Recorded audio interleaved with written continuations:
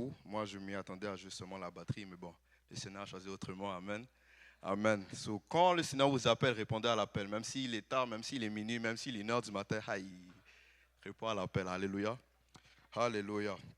Et je donne gloire au Seigneur vraiment pour être devant vous, pour vous parler aujourd'hui de quelque chose qui va, j'espère, vous édifier. Et c'est avec une grâce et vraiment des émotions d'excitation que je vous prêche la parole aujourd'hui. Et j'aimerais que le pasteur puisse prier pour le commencement de la prédication. Seigneur Jésus, merci pour ta grâce, merci pour ta bonté. Nous prions que tu bénisses ce moment, que tu bénisses le message qui va être donné par ton serviteur, que ta main soit sur nous, ouvre nos cœurs et que nous ressuscions cette parole et que nous l'appliquions au nom de Jésus. Amen. Amen.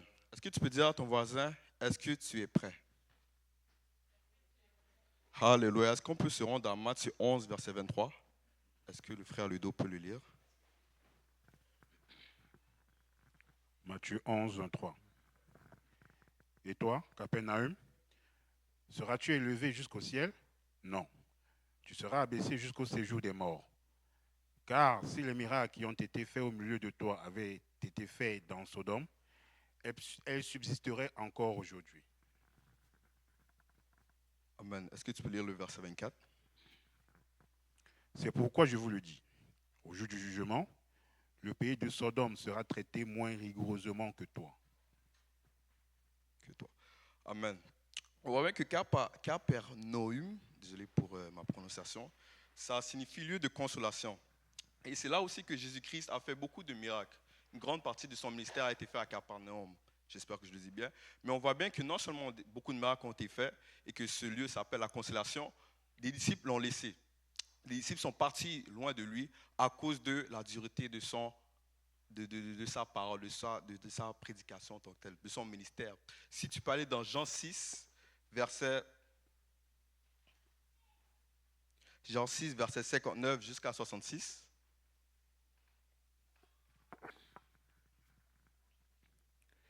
Jésus dit ces choses dans la synagogue, enseignant à Capernaum. Plusieurs de ses disciples, après l'avoir entendu, dirent, « Cette parole est dure, qui peut l'écouter ?» Jésus, sachant en lui-même que ses disciples murmuraient à ce sujet, leur dit, « Cela vous scandalise-t-il? Et si vous voyez le Fils de l'homme monter où il était auparavant, c'est l'Esprit qui vivifie. La chair ne sert de rien. Les paroles que je vous ai dites sont esprit et vie. Mais il n'en est pas parmi vous quelques-uns qui ne croient point. Car Jésus savait dès le commencement qui étaient ceux qui ne croyaient point et qui était celui qui le livrerait. Amen. Vous savez, nous, chrétiens, en tant que tel, nous aimons les miracles. Nous aimons quand les choses bougent. Nous aimons comme le service du dimanche. Lorsque l'adoration est là, on commence à courir, on chauffe, on court, tout le monde crie. Il y a des gens qui roulent par terre, il y a des gens qui crient. C'est beau à voir. Et il y a de la puissance dans cela. Et nous aimons quand nous prions pour les malades et les malades sont guéris. Et que lorsqu'on dit un boiteux marche, il marche, ça c'est des choses qui sont miraculeuses, qui sont beaux à voir. Mais qu'en est-il de la parole? Parce qu'on voit à ce moment bien que ces personnes, à cause de la dureté de son message, ils ont laissé de partir. Parce que la raison est celle-ci, c'est que dans la parole de Dieu, il y a des délivrances en tant que telles.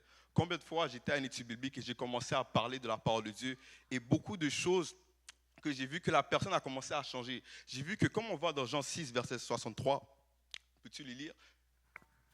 C'est l'esprit qui vivifie, la chair ne sert de rien. Les paroles que je vous ai dites sont esprit et vie. Parfait, parce que dans la parole de Dieu, il y a quelque chose qui se fait. C'est comme si la personne en tant que telle commence à revivre toutes ces choses qui étaient mortes dans sa vie en tant que telle. Par exemple, quelqu'un peut être addictif, mais dans la parole de Dieu, lorsqu'on dit que tu es capable, lorsqu'on lui donne, on l'encourage, lorsque tu dis qu'en Jésus-Christ tu es capable de tout faire, c'est comme si sa vie commence à changer, c'est comme si l'esprit commence à faire quelque chose dans sa vie. C'est par la parole de Dieu, c'est par les études bibliques que cela peut se faire. Mais parfois, dans les études bibliques, ça va toucher ton identité. Ça va te faire mal. Parce qu'il dit que la dureté de son message, parce que ce message-là n'était pas agréable à entendre. Je ne sais pas si moi, j'aime le manger, les riz grillés et tout. Si la parole de Dieu dit, je ne peux pas le manger, pardon, ça va faire mal, tu vois. Parce qu'il y a une dureté dans ce message. Ça va toucher ton identité. Message qu'il faut que ce message te touche pour qu'elle puisse produire des fruits. Amen. Et si on peut voir aussi, continuer dans les études bibliques, on va voir qu'il y a beaucoup de faux raisonnements qui sont dehors. Dehors, comme on est au Québec, Bon, c'est pas comme en Afrique ou en n'importe où. Tu peux parler à quelqu'un de Jésus, il va savoir c'est qui. Il va pas savoir de qui tu parles. Et tu sais, dehors, il y a des faux raisonnements qui sont lus. Par exemple, eux, ils vont grandir avec la pensée que la fornication est bonne. Ils vont penser que tu peux mentir sur ton CV pour entrer dans un travail. Ils ont des faux raisonnements qui sont là, mais ce n'est pas la parole de Dieu qu'on peut briser cela. Et sachez que ces raisonnements viennent à cause que le diable en tant que tel, celui qui domine ce monde en tant que tel, qu'est-ce qu'il fait? C'est qu'il amène les gens à des faux raisonnements.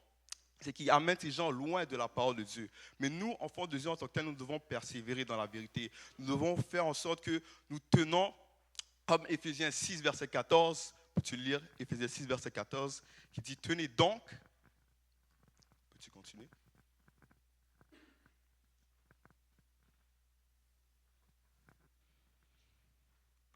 Éphésiens 6, 14. Tenez donc ferme, ayez à vos reins la vérité pour ceinture. Amen. Et peux-tu lire le verset 17, Éphésiens 6, verset 17?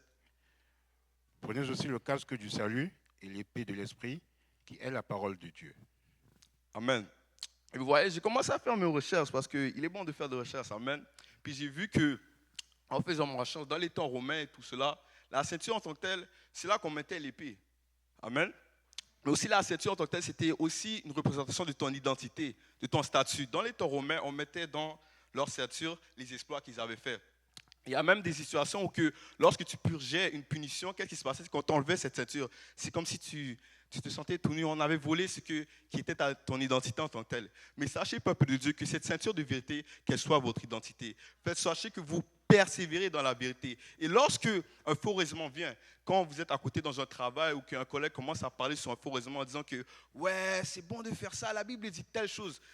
La Bible dit quoi? Et vous sortez l'épée qui est la parole de Dieu et vous dites non, il est écrit. Et c'est ça qu'on doit faire en tant que chrétien. Nous devons être toujours là à faire en sorte que les gens puissent avoir accès à cette vérité qui est la parole de Dieu. Amen. Amen. Et comme je disais, dans Jean 8, verset 44, peux-tu le lire?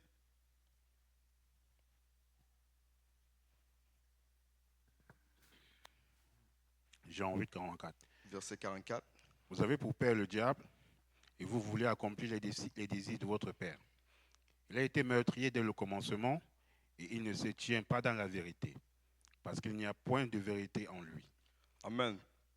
Comme je l'ai dit, c'est à cause du diable en tant que tel qu'il y a des faux raisonnements dehors. Mais nous devons persévérer. Et sachez que la Bible dit clairement dans Jean 15, verset 19, que nous allons être haïs à cause que nous servons le Seigneur. Nous allons être haïs juste parce que nous sommes différents. Juste parce qu'on vient, on est avec des gens, parfois on est dans des classes, la personne va dire, bon, on va fumer un peu. Toi, tu dis, non, moi je ne fume pas, je suis chrétien. La personne va être fâchée. À plusieurs reprises, elle va commencer à te dire, viens, on fait ça, viens, on fait ci, viens, on fait ça. Et tu vas lui dire, non, non. Après un moment, il va dire, bon, toi, tu es plat, toi, tu ne fais rien. Mais sachez que vous devez persévérer. N'essayez pas de faire un compromis. N'essayez pas de trouver un moyen pour vous faire, pas plaisir, mais pour être agréable à leur vue, mais persévérer dans la parole de Dieu. Parce que sachez que, amen, il y a quelqu'un qui est touché, amen, non? Mais sachez que vous devez persévérer dans cette vérité. Et il y a quelque chose qu'on doit percevoir, c'est que cette vérité qu'on a accès dans la parole de Dieu, il faut qu'on soit enseigné. Amen. Peux-tu lire Luc 6, verset 39 à 40?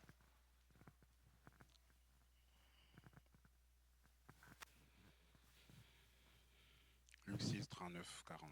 Il dit aussi cette parabole. Un aveugle peut-il conduire un aveugle? Ne tomberont-ils pas tous deux dans une fosse? Le disciple n'est pas plus que le maître, mais tout disciple accompli sera comme son maître. Bon, moi je vais être plus direct. Moi je suis jeune, vous voyez. Il y a des fois, on n'a pas envie d'aller vers les adultes parce que les adultes vont dire la vérité, vous voyez. On va les dire, on va faire une erreur, on va aller devant eux, ils vont dire cette erreur-là, droit dans les yeux, direct. Toi, ça te fait mal. Ils me disent, toi, je ne vais jamais rien te dire. Pourquoi tu continues dans tes choses? Mais la raison, c'est que nous devons aller vers l'autorité, la personne qui sait, la personne qui a reçu l'enseignement, la personne qui a autorité, la personne qui, avant nous, était comme nous en tant que tel. Comme par exemple les parents en tant que tel. Avant qu'ils soient des parents en tant que tel, c'était des enfants. Ils ont passé à travers nous. Mais c'est la même chose avec le maître et les disciples en tant que tel. Quand le maître ou le pasteur ou l'enseignant en tant que tel vous donne un conseil, prenez-le. Parce que la raison, c'est que la raison pour laquelle il est devant lui, c'est parce qu'on l'a lui-même enseigné. Et il est passé par ce que tu passes. Les raisons, et celle-ci, c'est que lorsqu'on va dire qu'on vous dit non, ne fais pas ça, ça ne va pas bien aller, prends ce conseil. Et sachez qu'un disciple accompli, c'est quelqu'un qui persévère et qui obéit à l'enseignement. Afin qu'à la fin, comme il est écrit, tu vas aussi devenir un enseignant. Parce que c'est le plan de Dieu en tant que tel que tout le monde puisse enseigner la parole de Dieu. Parce qu'il veut que tout le monde puisse devenir des disciples et que ça boucle, ça continue, ça continue. Mais il faut que tu sois accompli, il faut que tu sois soumis, il faut que tu sois rempli d'humilité. Il faut que tu n'essaies pas de penser que tu es plus en tant que tel, tu connais plus que ton enseignant en tant que tel. Il faut que tu laisses, il faut que tu reçois l'enseignement qui a lieu. Amen. Amen. Et est-ce qu'on peut aller dans Marc 9, versets 33 à 35, revenir à Capernaum? Marc 9, 33, 35. Ils arrivaient à Capernaum. Lorsqu'il fut dans la maison, Jésus leur demanda, « De quoi discutiez-vous en chemin ?» Mais ils gardaient le silence, car en chemin, ils avaient discuté entre eux pour savoir qui était le plus grand. Alors il s'assit, appela les 12 et leur dit, « Si quelqu'un veut être le premier, il sera le dernier de tous et le serviteur de tous. » Amen. So, vraiment, Jésus a donné un message puissant à Capernaum. Il a dit littéralement que pour que tu sois le plus haut là, littéralement, tu dois nettoyer des souliers, tu dois servir le monde, tu dois faire des livres, tu dois payer, tu dois faire des sacrifices pour.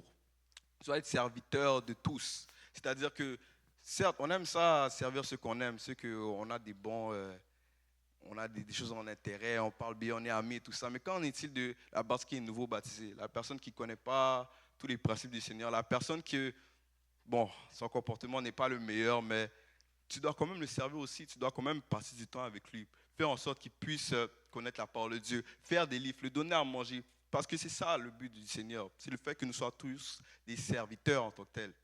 Et ça prend beaucoup d'humilité, parce que, bon, on ne va pas dire tout haut, mais il y a des fois, il fallait donner les sous, le téléphone tremblait, là la facture est haute, tu te dis, mais est-ce que tu paies seulement? Parce que c'est ça le sacrifice en tant que tel. Nous devons être serviteurs de tous.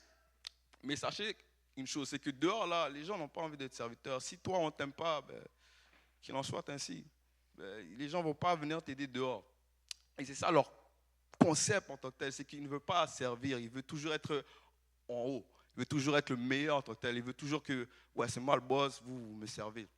Mais dans le royaume des cieux, c'est différent. Il faut que toi, tu serves. Il faut que toi, tu t'humilies. Il faut que toi, tu passes du temps là où tu ne veux pas passer du temps. Il faut que tu fais la volonté du Seigneur. Il faut que tu crucifies cette chair. Parce que la raison, c'est que dans le royaume des cieux, vous allez voir très tôt, même, vous le savez même maintenant, c'est que la plupart du temps, on fait ce qu'on ne veut même pas faire.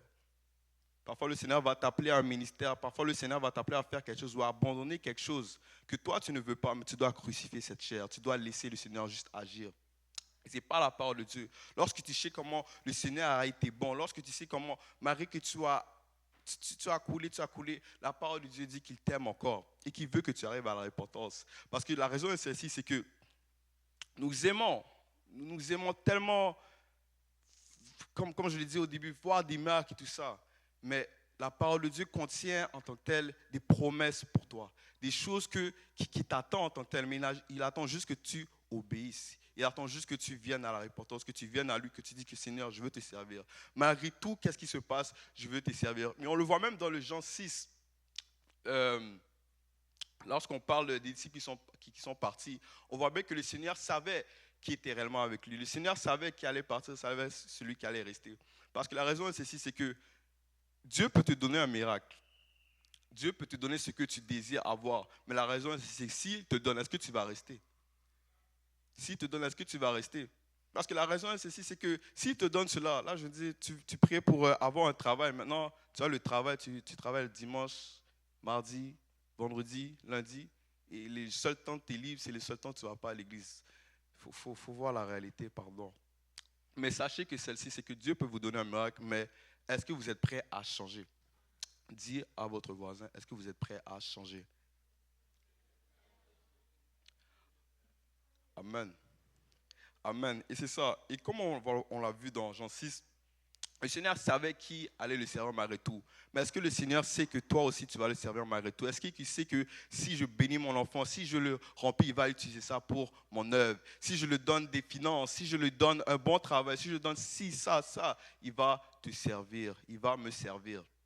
Et c'est ça la pensée que nous devons avoir, peuple de Dieu. Amen. Et on va voir aussi quelque chose, c'est que bon, les apôtres aussi, je les comprends aussi, parce que eux, ils voulaient, on aime tous être complimentés. Quand on te dit, oh, aujourd'hui, tu as bien joué à la batterie, oh, aujourd'hui, tu as bien chanté, oh, en plus, la maman Yolande, en tout cas, elle a bien chanté aujourd'hui, amen. Amen. Mais ça, on aime ça quand on nous complimente, on aime ça être en haut en tant que tel, mais nous devons savoir que c'est Dieu qui élève et c'est Dieu qui rabaisse, amen. Et sachez que n'importe quel ministère qui a lieu, il faut que vous ayez de l'humilité. C'est-à-dire que lorsque, on va dire que, on vous dit que vous jouez bien à la batterie, disez gloire à Dieu. Parce qu'à la fin de la journée, ce n'est pas pour vous que vous le faites, mais c'est pour Dieu. Et vous le rendez toute gloire. Amen. Amen. Et comme par exemple aux apôtres, c'était le même fonctionnement. Ils se disaient que c'est qui le meilleur, c'est qui est en top. Mais on sait bien dans la Bible dit dans 1 Samuel 2, 7 que l'Éternel approuvit et il enrichit, il abaisse et il élève. Amen. Amen. Et dans Capernaum, on voit bien qu'il y a beaucoup de choses qui sont arrivées. Il y a beaucoup de grands messages qui sont arrivés. Et il y a eu beaucoup de miracles. Il y a même le miracle un des miracles les plus connus de Jésus, c'était le boiteux qui était sur le lit et qu'il a été guéri. Il y a beaucoup de choses qu'on peut voir et des enseignements qu'on peut percevoir dans le livre de Capernaum. Mais on voit bien que dans le livre de Hébreux 3, versets 7 à 13, est-ce que tu peux le lire? Hébreux 3, versets 7 à 13. Hébreux 3, 7. C'est pourquoi, selon ce que dit le Saint-Esprit, aujourd'hui, si vous entendez sa voix, n'endurcissez pas vos cœurs comme lors de la révolte, le jour de la tentation dans le désert, où vos pères me tentèrent pour m'éprouver, et ils virent mes œuvres pendant 40 ans. Jusqu'à 13. Aussi je fus irrité contre cette génération, et je dis, ils ont toujours un cœur qui s'égare, et n'ont pas connu mes voies. Je jurai donc dans ma colère. Ils n'entreront pas dans mon repos. Prenez garde, frères, que quelqu'un de vous n'ait un cœur mauvais et incrédule, au point de se détourner du Dieu vivant. Mais exhortez-vous les uns les autres chaque jour, aussi longtemps qu'on peut dire aujourd'hui, afin qu'aucun de vous ne s'endurcisse par la séduction du péché. Amen. Et vous savez qu'à Capernaum, malgré qu'il y a eu des miracles et tout ça, ils vont être abaissés jusqu'au séjour des morts parce que c'est l'incrédulité du cœur. Parce que la raison est ceci, c'est que lorsque la prédication est prêchée, lorsqu'on vous parle de la parole de Dieu, c'est à cause de l'incrédulité de votre cœur que vous ne recevez pas le message. Parce qu'on peut vous parler de Dieu pendant longtemps, mais si ton cœur est loin, alors à quoi ça va servir? Si on te prêche la parole de Dieu et que tu es assis en ce moment, mais ton cœur est loin, tu veux juste être là pour être là. Et ça peut même aller dans le ministère, parce que la Bible dit dans Matthieu 15, verset 7, verset 8, Matthieu 15, 7, verset 8,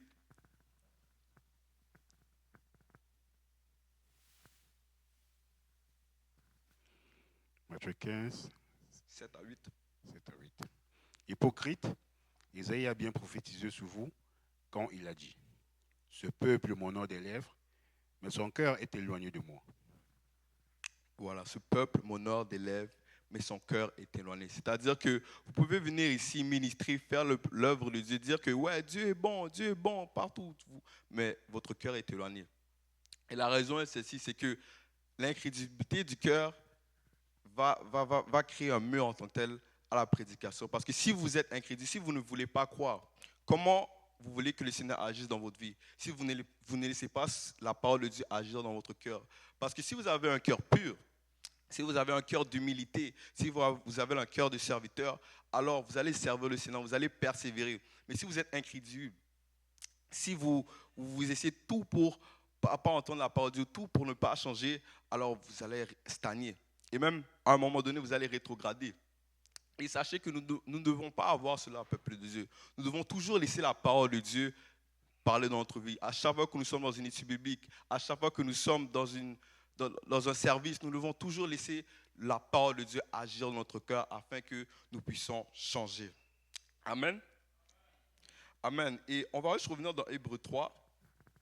Il dit bien, aussi, c'est pourquoi, selon ce que dit le Saint-Esprit aujourd'hui, si vous n'entendez sa voix, n'endurcissez pas vos cœurs, comme lors de la révolte. Le jour de la tentation dans le désert où vos pères me tentèrent pour m'éprouver, ils virent mes œuvres pendant 40 ans. Aussi, je fus irrité contre cette génération et je dis, ils ont toujours un cœur qui s'égare. Ils n'ont pas connu mes voies, je jurai donc ma colère, ils n'entreront pas dans mon repos. Prenez garde, frères, que quelqu'un de vous n'ait un cœur mauvais et incrédule au point de se détourner de Dieu, mais exhortez-vous les uns les autres chaque jour, aussi longtemps qu'on peut dire aujourd'hui, afin qu'aucun de vous ne s'endurcisse par la séduction du péché. Et sachez que lorsque vous restez stagne, lorsque vous rétrogradez en tant que tel, vous regardez en arrière, vous regardez dans cette ancienne vie que vous avez et vous commencez à être séduité par le péché. Vous arrivez, vous commencez à vous dire, j'aimais bien quand j'allais au bar, j'aimais bien ce temps-là quand je passais. Mais ça, c'est à cause que vous restez stagne, que vous êtes incrédule, que vous ne laissez pas la parole de Dieu vous changer. Vous restez au même niveau et vous restez là. Et à un moment donné, vous commencez à regarder en arrière, à penser à cette vie qui était derrière vous et commencer à être séduité par le péché.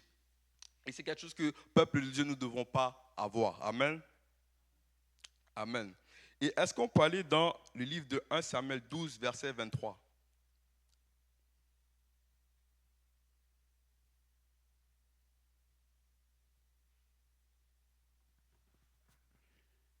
Samuel 12, 23. Amen. L'un de moi aussi de pécher contre l'Éternel, de cesser de prier pour vous. Je vous enseignerai le bon et le droit chemin. Amen.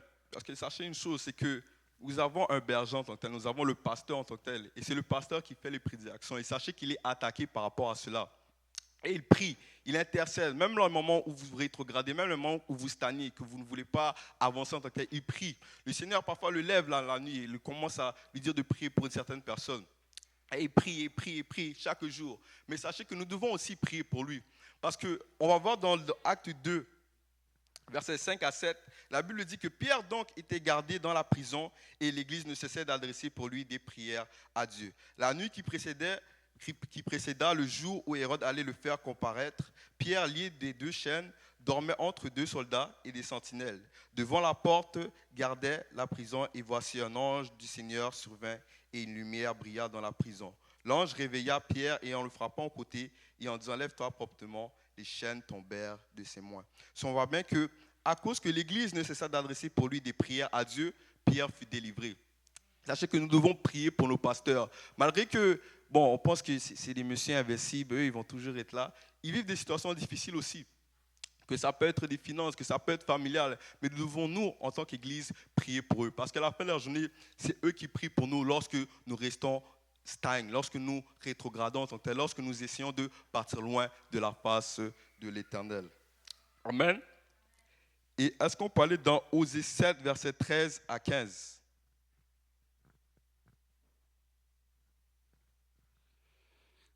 Osée 7, 13. 7, 13 à 15. Malheur à eux, parce qu'ils me fuient. Ruine sur eux,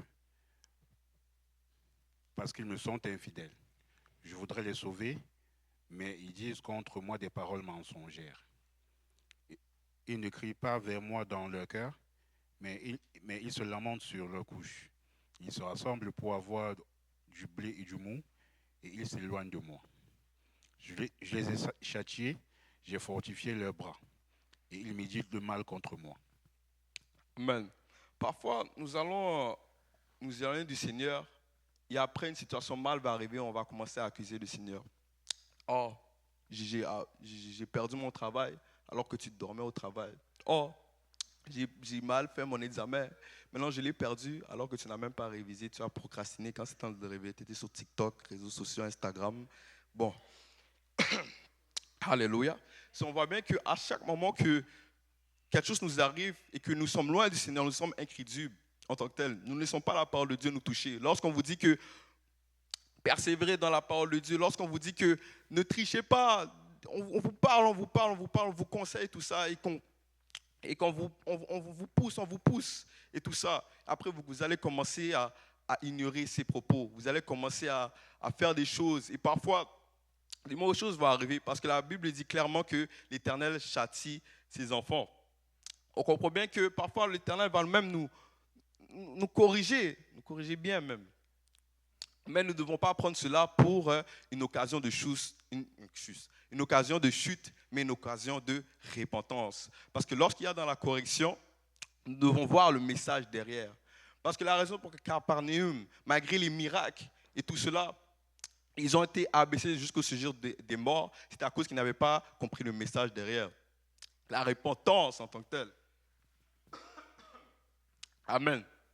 Mais, peuple de Dieu, ne soyons pas comme ça. Malgré n'importe quelle situation qui arrive, à chaque fois que l'Éternel vous corrige ou une chose se passe, n'essayez pas de faire des paroles mensongères devant l'Éternel en disant que c'est à cause de toi. Non. Comprenez que le Seigneur vous châtie. Comprenez que vous avez mal fait. Et retournez-vous et venez à la repentance. Amen.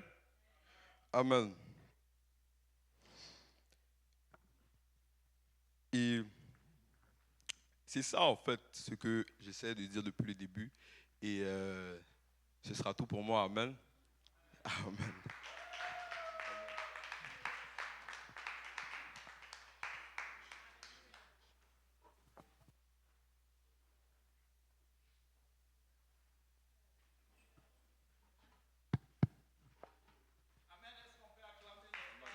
Seigneur, merci Seigneur. Amen. Amen. Ah, merci, Pasteur Vendrich. Oui, c'est comme ça commence. Amen. Il est tout petit, mais rempli de sagesse. Et ça, c'est la parole de Dieu qui le dit. Amen. Alléluia. Chaque chose qui nous arrive, ne prenons pas ça comme une punition. La fois dernière, à l'étude biblique, je leur disais, chaque difficulté qui nous arrive, chaque épreuve, très souvent, c'est un moment où le Seigneur se saisit, n'est-ce pas, pour que nous puissions grandir. Nous avons vu avec Joseph les difficultés qui lui arrivaient. Le Seigneur était en train de le préparer, n'est-ce pas, à un poste de responsabilité. Amen. Il y a un message en arrière. C'est plus tard qu'il va le saisir. Abraham aussi, c'était la même chose. Son grand-père, il y avait un message en arrière. Au début, il était beaucoup, comment on appelle ça? Il était beaucoup tourné vers les choses de ce monde. Il ne comprenait pas. Il aimait le Seigneur. Partout où il passait, peut-être tant doute qu'il parlait de Dieu. Mais lui-même, son cœur n'était pas totalement là. Il avait comme un pied dedans, un pied dehors. Hein? Il aimait les belles bénédictions. Amen. Rappelez-vous, quand il dit à sa femme, vends-toi et puis moi, je serai bien. Amen. Ça, ce n'est pas spirituel, ça. Hein? Pourtant, Dieu lui dit, tu vas commander ta maison, tu vas enseigner les gens, n'est-ce pas, à suivre ma parole. Donc, la parole de Dieu, c'est-à-dire les choses de Dieu, doivent être en primeur dans ta vie. Amen. Donc, il aimait ces bénédictions-là. Mais plus tard, quand il arrive à 100 ans, vous voyez que quand Dieu lui dit, va immoler ton fils, il n'a même pas cherché à demander si c'était de la part de Dieu ou pas, parce qu'il était arrivé à un autre niveau. Amen. Et si tu regardes bien, il a fait plein de bêtises. Il est tombé plusieurs fois, mais il s'est levé, il n'a jamais dit je recule. Il a avancé. Amen. Donc, chaque épreuve qui arrive, c'est une façon pour l'Éternel de nous bâtir. Et si vous regardez Abraham encore une fois, Abraham avait quel âge quand Dieu l'appelle? 75 ans. Toi qui me regardes là, tu as quel âge? Ah, et puis tu crois que la vie est finie. J'abandonne. Hein? Quand Dieu appelle à Moïse, il avait combien? Et là, il sort de l'Égypte à 40 ans. Mais quand Dieu l'appelle, il a 80 ans. Tu n'as encore rien fait. Peut-être c'est dans 80 ans que le message pour lequel le Seigneur t'a appelé, ce papier-là, qui va te donner pour aller en mission quelque part. Oh Seigneur, tu as attendu jusqu'à où je suis en train de traîner mes pieds. Oui, tu es capable encore. Parce qu'il dit sa grâce te suffit. Amen. Il n'a pas dit sa force ou bientôt ta force. Non, sa grâce. Amen. Ça soulève tout. Amen. Amen, tu es capable. Amen. Regarde ton voisin et dis, je suis capable. Quelle que soit la difficulté, je suis capable de prêcher l'évangile. Amen. Je suis capable d'amener quelqu'un au Seigneur. Amen. C'est de ça qu'il s'agit. Je suis capable de dire à ma maison, allons à l'église. Amen. Je suis capable de dire non. Amen. Oui, Joseph a dit non. Malgré qu'il a laissé son habit là-bas, mais il a dit non. Amen. C'est de ça qu'il s'agit. Amen. Donc, soyez bénis. Merci, frère Vendredi. Quand le Seigneur te met à cœur, il ne faut pas lâcher. Amen. Il ne faut pas couper des coins. Donne comme c'est donné là. Amen. Et tu sais, au travers de ton message, j'ai saisi des choses. Amen. Et c'est puissant. Amen. Donc, ceci étant, on va se lever, on va conclure aujourd'hui. Alléluia. On va remercier le Seigneur. Je prie tous les jours d'avoir des messages aussi courts comme eux là. Je ne sais pas comment ils font pour prêcher. Un prédicateur, je sais pas, le prédicateur la fois dernière, j'ai oublié son nom, qui venait de Trois-Rivières. Il dit à Trois-Rivières, là, Joe, là-bas c'est 4 heures. Il a dit, ouh, mais oui, ça c'est l'Afrique ça. Ça sent l'Afrique là-bas. Vous savez, ne vous étonnez pas si vous me voyez à Trois-Rivières. Parce que je dis, quand tu ouvres le service, ça commence toujours par eux. Il y a un frère qui chasse les démons du matin. C'est normal que le service dure 4 heures. Alléluia. Mais gloire soit rendue au Seigneur. Donc nous allons élever la voix.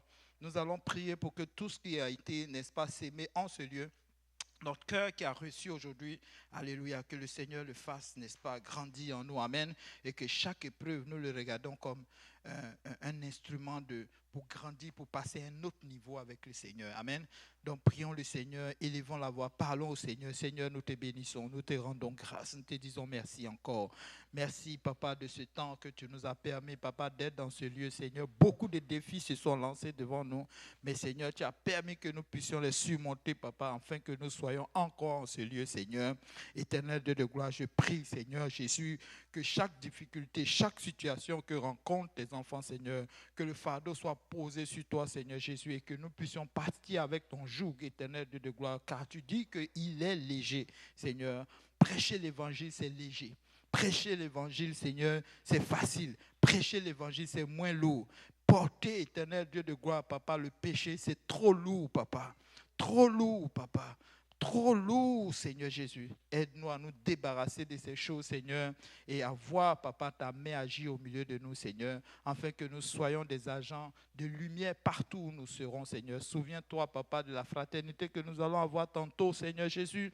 Bénis et sanctifie, bénis les mains qui l'ont fait, Seigneur, et que la prochaine fois, Papa, nous soyons encore plus nombreux. Souviens-toi de tous ceux qui ne sont pas là aujourd'hui, Seigneur, qui ont promis mais qui n'ont pas pu venir, Seigneur. Tous ceux qui nous voient en ligne, éternel Dieu de gloire, qui ont écouté ce message, Seigneur.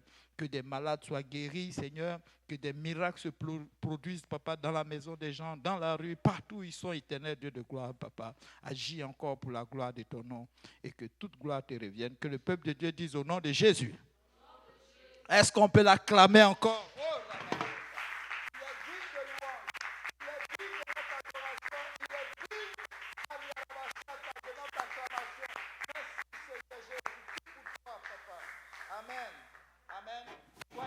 Amen. Et à mardi prochain. Oui. Sans oublier mercredi, la conférence.